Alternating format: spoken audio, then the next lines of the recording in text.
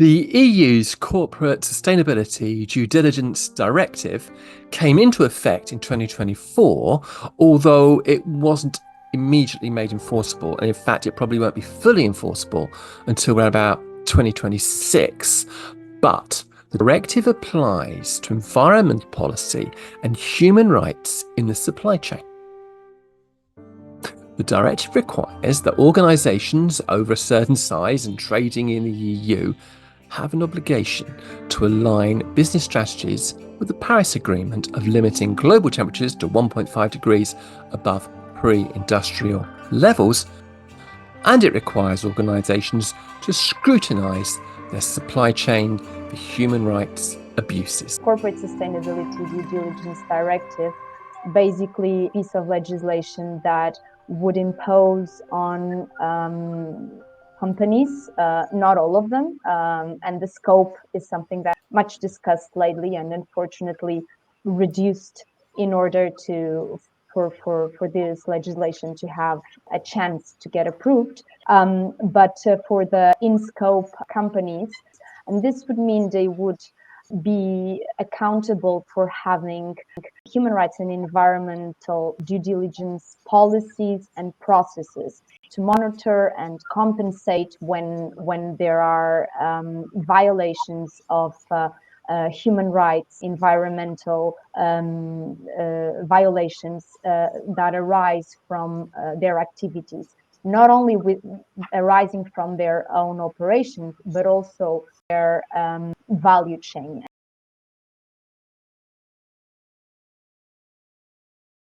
So there is a duty, a corporate due diligence duty that is established. So that's very clear. So the core elements in this is identifying as well as addressing potential and adverse human rights and environmental impact in the company's own operations, in their subsidiaries, and where related also in their value chains. So it's kind of the entire section of their own operations, as well as their business partners. So that means, they have to have a complete overview, not just about their own operations, their supply and value chains, but also the type of companies they are going to work with. So that's why this is a rather difficult legislative piece, because it demands quite a lot from a company, and you have to have a complete overview. And of course, this is not just in Europe, this is on a worldwide basis. And it could be quite difficult, specifically with business partnerships in certain countries where you might operate and work with somebody who then have another supplier or work with others in the chain where you actually don't have full transparency, but ultimately you will be liable for that as well.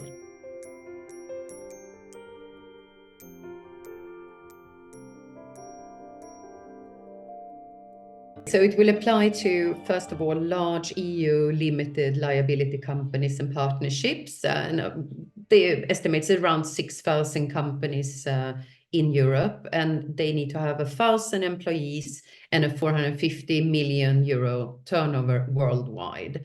And then, of course, it will also apply to large non-EU companies as well, with a 450 million euro turnover net in the EU. And that's the estimate around 900 companies. So this is very much a directive for very large companies and groups that operates worldwide.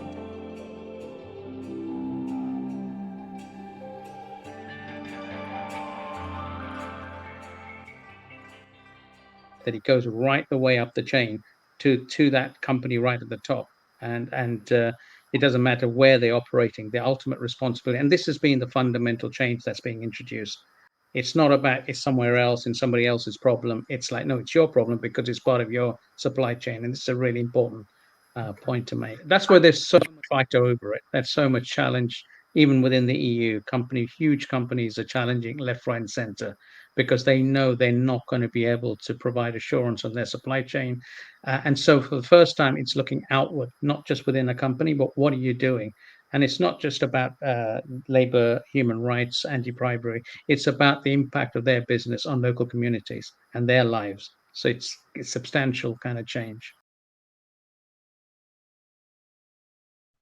I mean, what they really need to do is have a very, very good overview of their operations as well as their partners and the supply chain partners. So that means, of course, that the company would have to have very strong. I mean, it's linked now, of course. If you're a European company, you will have to do sustainability reporting according to the European sustainability standards.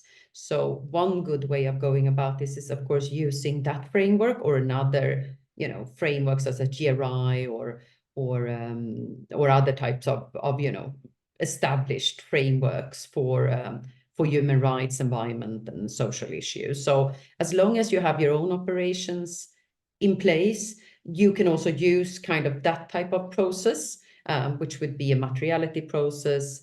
And of course, it's a double materiality process in Europe. So if you go by the highest type of standards, that gives you extremely good framework for understanding your suppliers. In that respect, that's exactly what people are doing, and the sending in a way to go about it would be, they can visit facilities, they can talk to the leadership, they can use surveys, and they use all those type of tools in order to have a better overview. But while the Corporate Sustainability Due Diligence Directive is not without controversy, it does offer benefits to business. For example, according to the EU Commission, it creates, or will create, a harmonised legal framework in the EU, which will create legal certainty and a level playing field.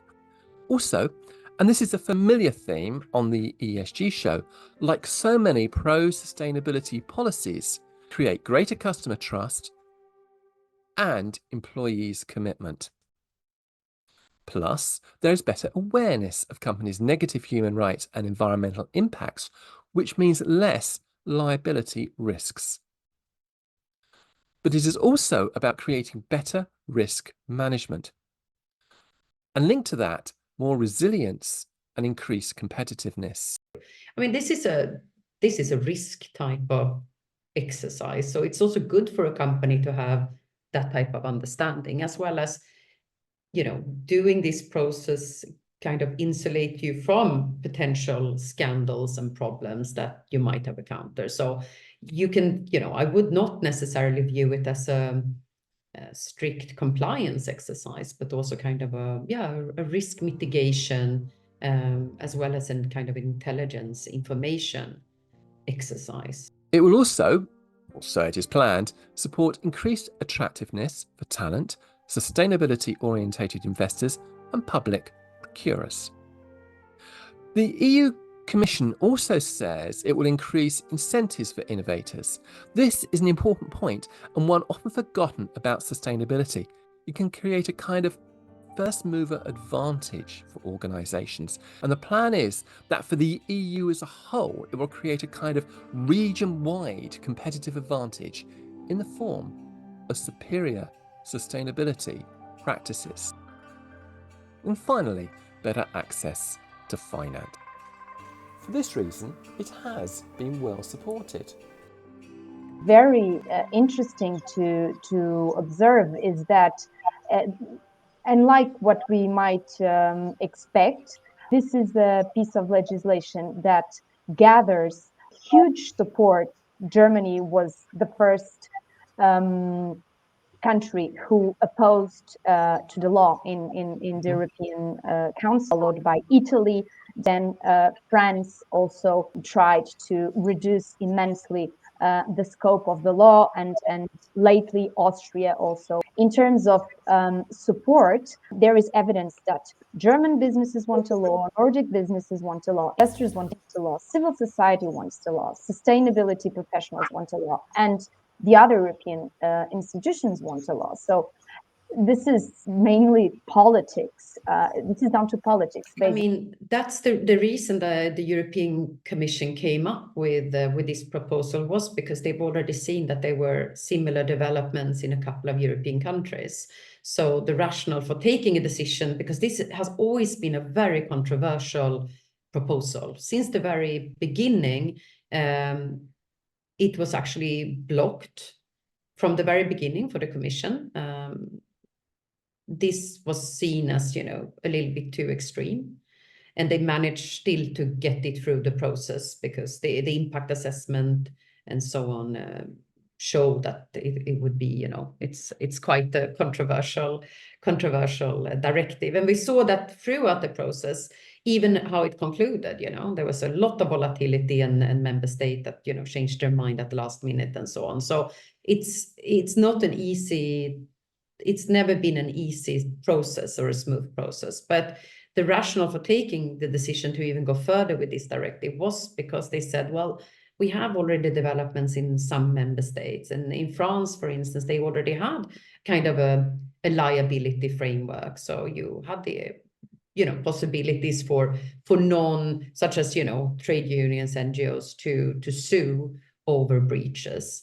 And the Commission also said, well, we haven't seen a lot of cases in France. So because that's also a fear, of course, that this will kind of be used. The directive will be used to raise awareness, or you know, you have organizations that will try to kind of get at a certain company and create bad PR and then, you know, sow suspicion and use that. That's kind of one of the criticism of this framework. But the Commission, I was even at concert where they said, look, in France, we haven't seen that to that extent. So we don't really feel that worried.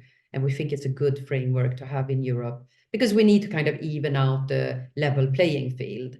We need, you know, to have the single market in conformity. And if it's just a couple of member states with a strict framework, it doesn't really make sense. It should be a European obligation. So this is an absolute paradigm shift. This is, of course, inspired in international legislation, namely the United Nations Guiding Principles and the OECD guidelines for multinational enterprises. So this is nothing new. I'm reminded of the EU's GDPR. Now, the General Data Protection Regulation has no shortage of critics, but it does represent a serious attempt to tackle one of the most important challenges of the next few decades, and that's the erosion of our privacy. The regulation designers also try to future-proof it, make it forward-looking. There was another purpose of GDPR, at least its advocates tell me, that it was an attempt to create an EU-wide ecosystem around privacy tools. The EU knows it can't compete with China and the US in developing AI, but did see how AI could have adverse consequences and that GDPR could create a kind of EU-wide specialism for responsible use of data and beyond that AI. Also, GDPR has set the standard in privacy regulations and across the world, from California to Brazil, from India, and even to China. We have seen regulations emerge that are at least partially inspired by GDPR. The Corporate Sustainability Due Diligence Directive forms a part of the EU's Green Deal, sitting alongside regulations such as CSRD, the Corporate Sustainability Reporting Directive, and SFRD, Sustainable Finance Disclosures Regulation, and we have produced videos on these topics as well. But the EU has recognised that sustainability as a business priority is here to stay.